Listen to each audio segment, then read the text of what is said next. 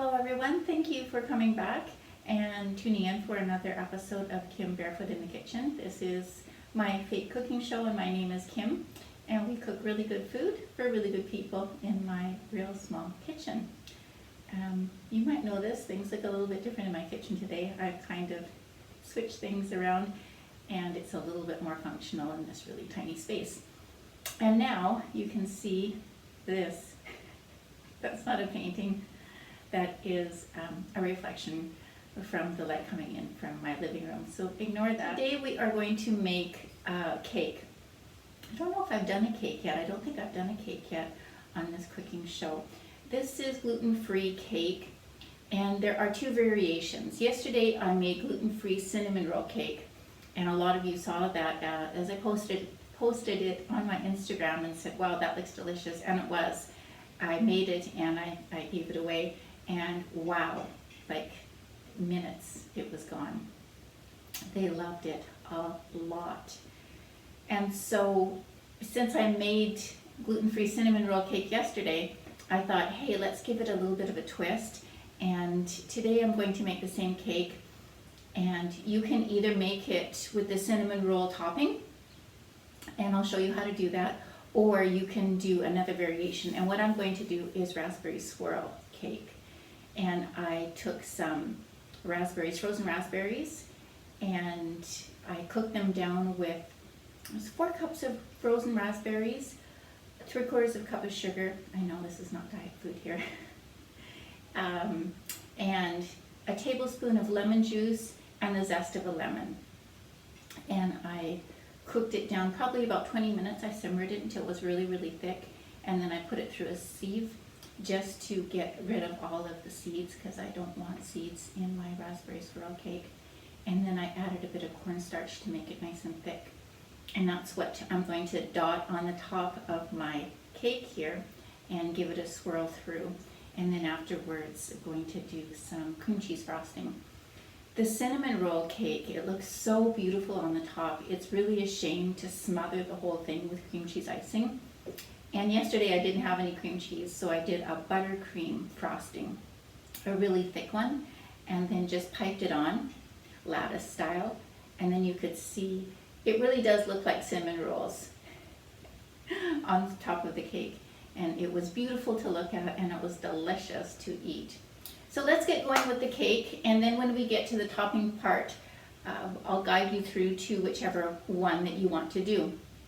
So for the cake itself, I'll read you the list of ingredients, and then you can go and assemble the ingredients, come back, and we will bake this together. It's a really easy cake, and oh my goodness, it turns out so good.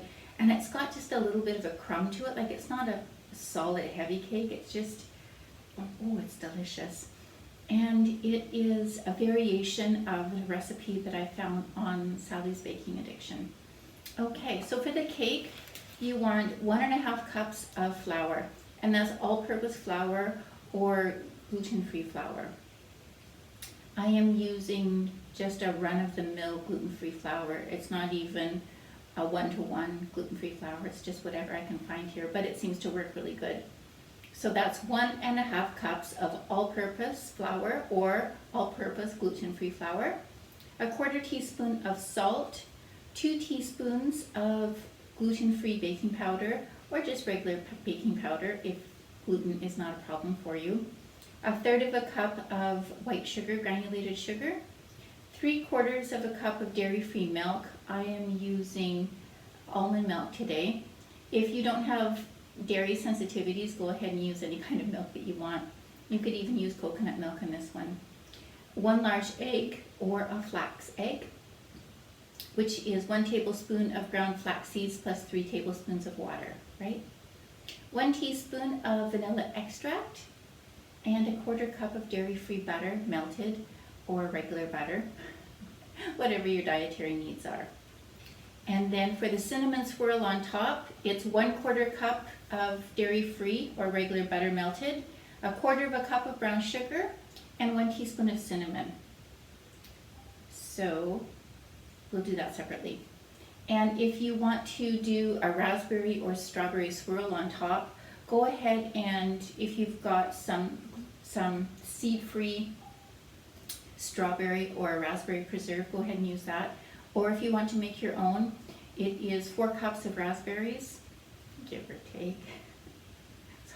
It's hard to measure frozen food, right? Especially frozen strawberries. Mine were like all in a big clump.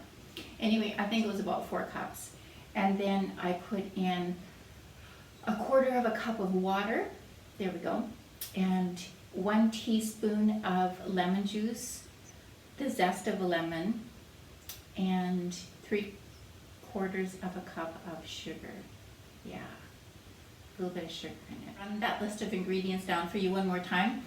1½ cups of all-purpose gluten-free flour or regular flour, 1/4 teaspoon of salt, 2 teaspoons gluten-free baking powder or regular baking powder, whatever is good for you, 1/3 cup of granulated sugar or sugar substitute, 3/4 cup of dairy-free milk or regular milk, milk of choice, whatever, 1 large egg or flax egg, and a flax egg is 1 tablespoon of ground flax seeds and 3 tablespoons of water mixed. Let it sit for just a minute or two and you're ready to go with that. 1 teaspoon of vanilla extract and 1/4 cup of dairy-free butter or regular butter. That's for the cake.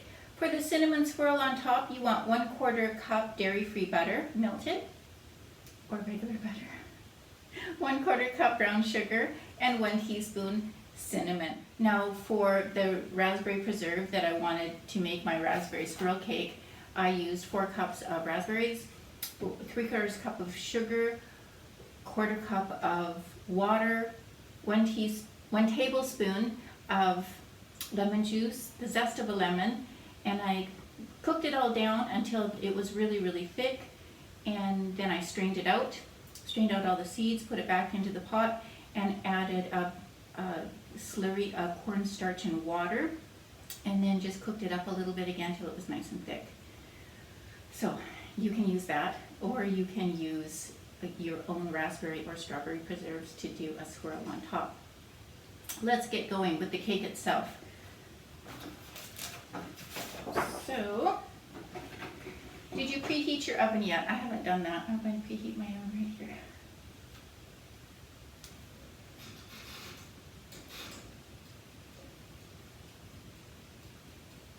There we go. 350 degrees is your oven. Now in our mixing bowl, we want to combine our flour, and you're using the scoop and level method, right? That's the proper way to do it.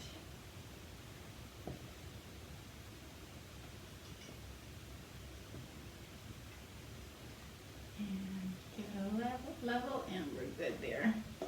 That's 1, and then we want a 1/2. Good. This is one of those rare days where I have spent the whole day in the kitchen.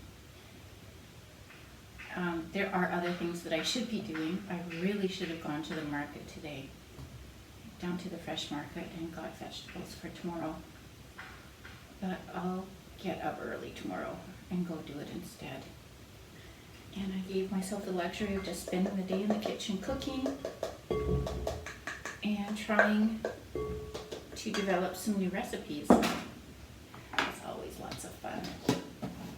Okay, so that is our 1½ cups of flour. Now to our flour, we want to add our salt, baking powder, and you know that I always add cream of tartar. So I do. I didn't list it off because I don't have it written down. It's something I always add to my baking anyway. So I've added 1/2 teaspoon of cream of tartar as well. Not a deal breaker if you don't have it, right? But if you do have it, it's nice to throw in. So that is the salt, baking powder, cream of tartar, and our sugar, which was 1/3 cup. Good, and then just give that a little stir. Such an easy cake. And to this we are going to add our dairy-free milk, the egg,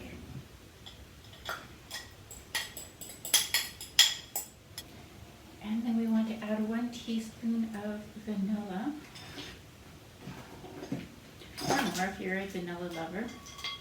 no harm in adding a little bit extra.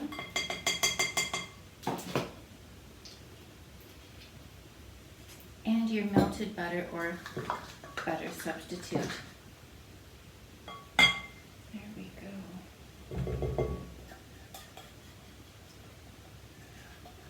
Hardly ever make cake. I don't know why. I should make more cake. Here we go. Give it a stir.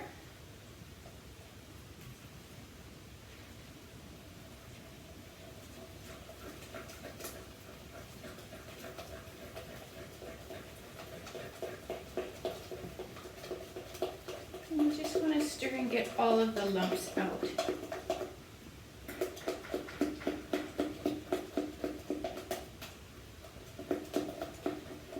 Oh, it smells so good. I love the smell of cake batter. Oh, wow. This smells amazing already. This is going to be good. Okay, this is lump-free. Now you can bake this in a round pan. I don't have a round pan, so what I baked it in the last time that I made it, which was yesterday, was I used one of these Pyrex dishes.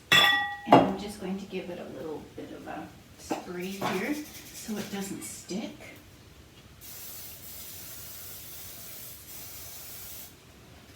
Great. And go ahead and you want to get out every last bit.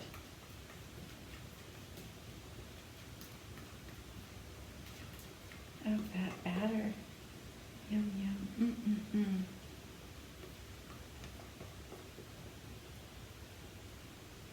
Great. That goes in the sink. Give it a couple taps to release any bubble. So it's really easy to make the topping for the cinnamon roll cake. Okay. So you've got your sugar, which is a 1/4 cup, and a 1/4 cup of dairy-free butter or regular butter, whatever you're into. And to that you're going to add 1 teaspoon of cinnamon. And I can vouch that it tastes really good.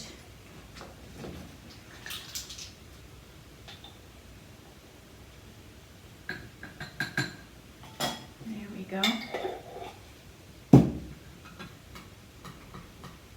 And you're just going to give it a mix and then pop it in blobs on top and then take a knife and just do that. And I put the knife quite deep so that when I cut it there wasn't just swirl on the top, there was also some swirl right into the bottom. And the topping is fairly liquid.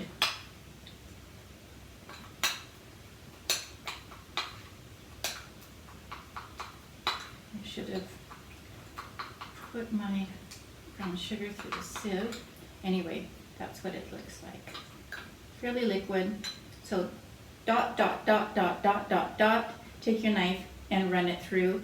And then it goes into the oven for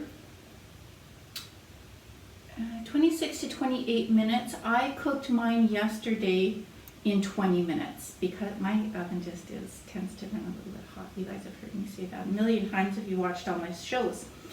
But I am going to make raspberry swirl cake. So where is my raspberry preserves that I made? Isn't this going to look beautiful? So that's the homemade raspberry preserves. And if you make it yourself, the great thing is with the leftovers, you can have this on pancakes or rolled up in a crepe after. Yummy, that would be amazing. Okay, so here I go. Dot, dot.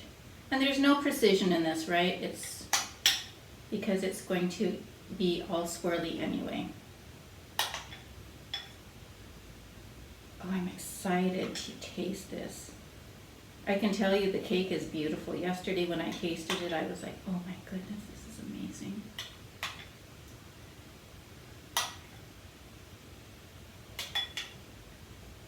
There we go. And then take your knife and run it right through.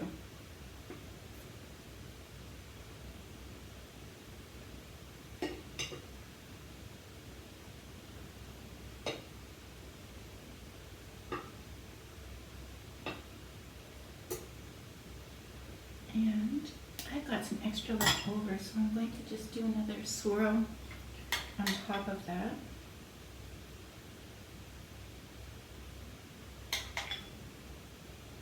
And it looks so beautiful when it's done that it's really hard to frost it, like I said earlier.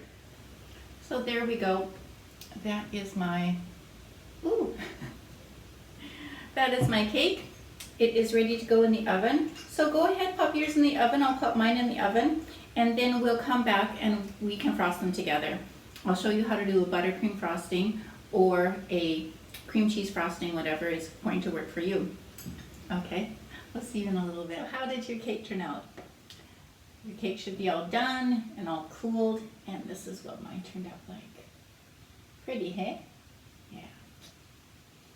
It smells so good. Yummy, I can hardly wait to taste it. Let's do some frosting for these. If you're going to do a buttercream frosting, and just sort of pipe it on lattice style because it looks so beautifully, you don't want to cover it all up, right? You can use 1/2 to 1 cup of icing sugar, and then 1/8 of a cup of butter. Start from there and mix it together, and it should be good. If it's too thick, thin it out with a little bit of plant milk or whatever milk that you like, and that makes a beautiful, good buttercream frosting. That's the one that I used for the cake I made yesterday. I'm going to make some cream cheese frosting here. I'm going to try anyway. I bought cream cheese today, and I brought it home and unwrapped it, and it had been, I can tell from the consistency that it has been frozen, and I'm not loving the consistency, but I'm going to try it anyway because the taste is okay. It's just the consistency of it is, it looks like curdled butter, but it doesn't taste like that. So I've got 1/2 a brick of cream cheese, which is like about 100 grams. And I'm going to start with 1/2 a cup of icing sugar. And it's a good place to start. If you have a stand-up mixer, or you have some sort of an electric mixer, use it. Or if you're like me and you don't, then you will be whisking it by hand. And actually, it's coming together okay. It looks pretty good. And a little taste.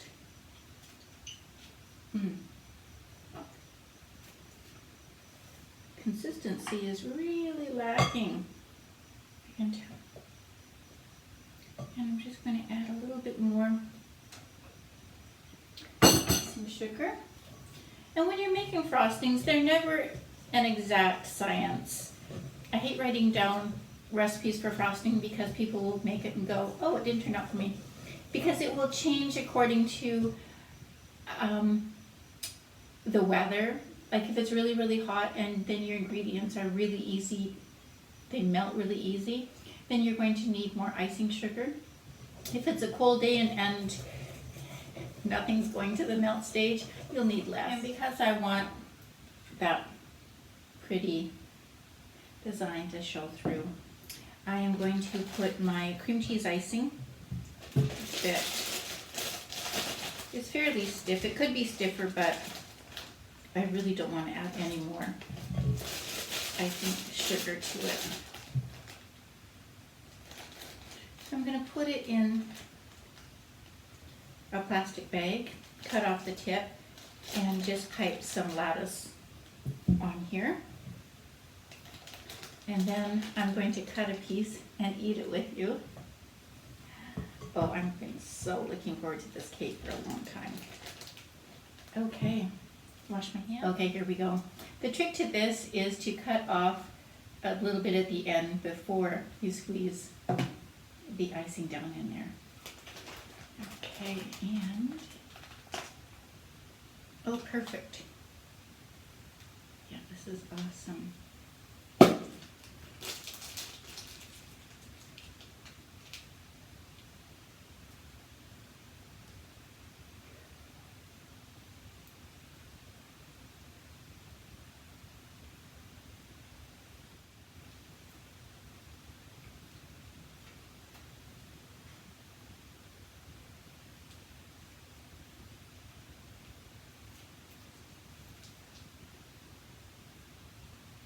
Okay, there we go.